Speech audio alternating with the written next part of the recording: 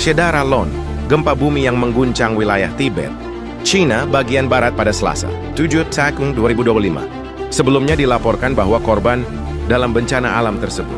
Sebanyak 9 orang meninggal dunia. Korban gempa dahsyat itu bertambah menjadi 95 orang. Bahkan banyak penduduk dilaporkan masih terjebak karena terputusnya akses di dataran tinggi yang terdampak.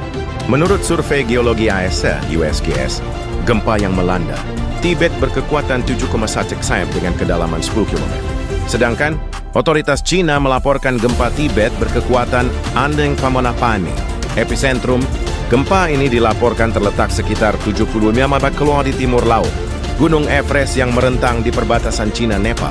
Area tersebut dikenal aktif secara seismik karena menjadi tempat tumbukan kempeng India dan Eurasia